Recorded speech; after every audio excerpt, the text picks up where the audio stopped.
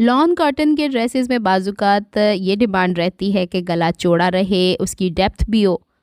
इसी तरीके से शिफॉन के ड्रेसेस जब स्टिच करते हैं तो बाजुकात उसके साथ स्ट्रैप वाली शमीज़ को हमें अलहदा से स्टिच करना पड़ता है।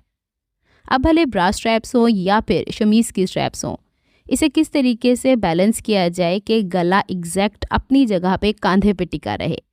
तो यहाँ पे उसके हल के लिए मैंने 1 इंच ऊंचाई पे तकरीबन 10 इंच चौड़ी पट्टी ली थी और हाफ वुड के गैप से इसे इस तरीके से स्टिच किया है कि इसकी 2 साइड्स मैंने एल शेप में स्टिच कर दी थी। सेंटर से कट कर दिया, पट्टी थोड़ी लंबी थी, जितनी मुझे नीड थी उस हिसाब से मैंने 2 पट्टियाँ कट कर ली हैं।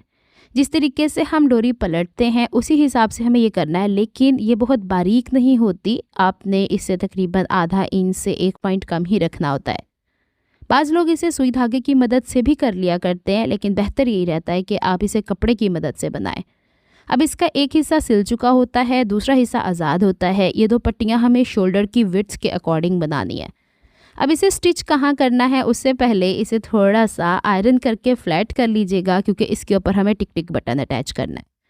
तो जनाब, ये है हमारे पास नेक लाइन, और हम कोशिश करेंगे कि जहाँ पे हमने स्लीव्स अटैच किए हैं कंधे के साथ, वहाँ पे इसे स्टिच किया जाए, लेकिन बैक साइड पे स्टिच करने की कोशिश करेंगे। आप इसे सेंटर में भी कर सकते हैं, फ्रंट की तरफ भी कर सकते हैं, ये आपकी चॉइस है। अब देखें कि जो हमारे पास शोल्डर की एक्चुअल विड्थ होती है उससे तकरीबन हाफ इंच अंदर रखना है, बाहर की तरफ ये नज़र नहीं आना चाहिए।